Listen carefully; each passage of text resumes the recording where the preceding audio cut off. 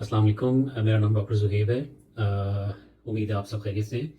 आज जिस मौजू पे मैं बात करना चाह रहा हूँ उस मौजू पे कुछ दिन पहले मैंने एक वीडियो बनाई थी कि हमारे मुल्क में मोर्टेलिटी रेट या जिसको डेथ रेट भी कह सकते हैं आप, या ज़्यादा अमवात की वजह, उस वजूहात बहुत सारी हैं, जिनमें से एक वजह जो मेरे ख्याल में जिस पे बात करनी चाहिए वो है फेक डॉक्टर्स, या मेडिकल टर्म में जिनको हम कोएक्स कहते हैं।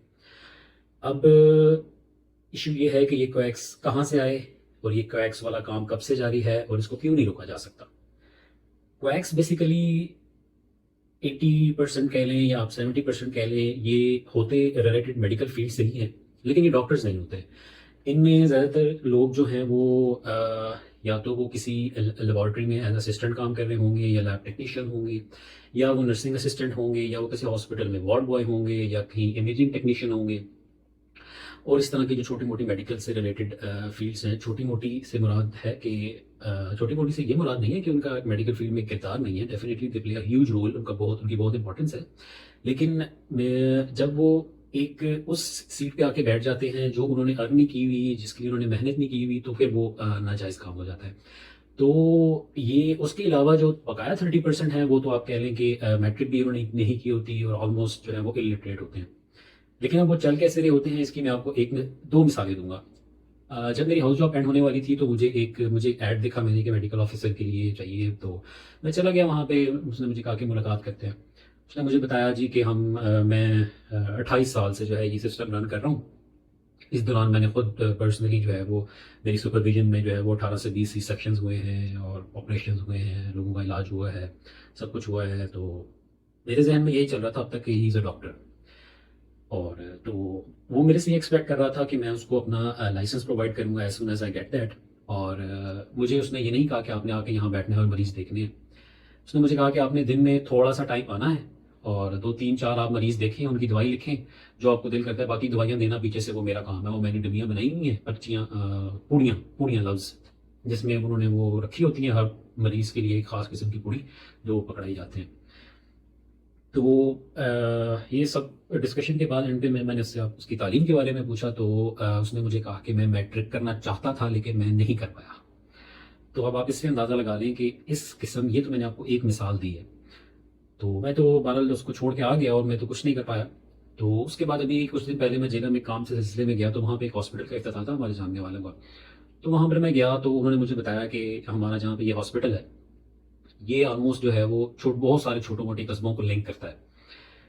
तो उन्होंने मुझे बताया कि इस इन सारे कस्बों में कोई 7 से 8 एमबीबीएस डॉक्टर्स हैं जो होते हैं यहाँ पे, और वो अच्छा काम कर रहे हैं जितना उनसे हो पाता है, और फैसिलिटीज़ के हिसाब से या मशीन की अवेलेबिलिटी, लैब्स की अवेलेबिलिटी, इमरजेंसी मैनेजमेंट के लिहाज से।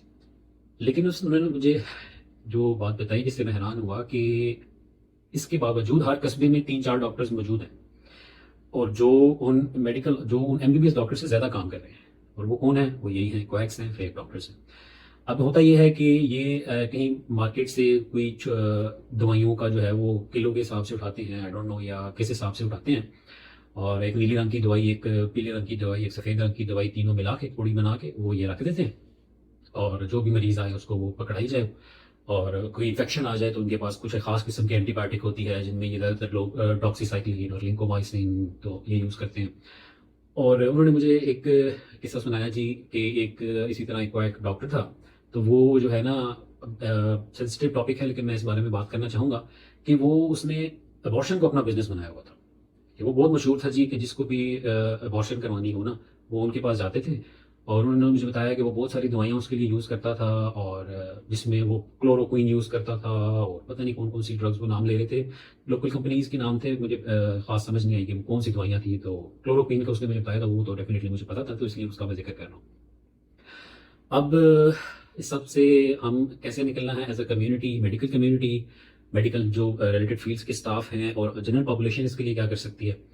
सबसे पहले मेडिकल कम्युनिटी की मैं बात करूँगा, डॉक्टर्स की मैं बात करूँगा, तो आप 40-50 हज़ार रुपए के लिए अपनी डिग्री किसी क्लिनिक के रजिस्ट्रेशन के लिए मत दें। हाँ, अगर आप वहाँ प्रैक्टिस कर रहे हैं तो ज़रूर अपना क्लिनिक रजिस्टर करवाएँ। उसके अलावा ये 50,000 महीने का लेना और आप कहीं और जॉब कर रहे हो, तो दिस इज़ नॉट फेयर।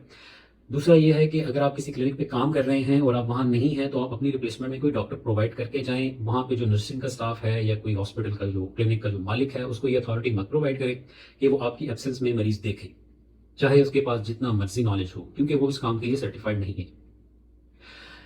اور عام کمیونٹی یہ کر سکتی ہے کہ جب بھی آپ کسی کلینک پہ جائیں، چھوٹا ہو بڑا ہو، یہ تصدیق کر لیں کہ آیا وہ شخص جسے آپ اپنا علاج کرا رہے ہیں وہ ڈاکٹر ہے یا نہیں.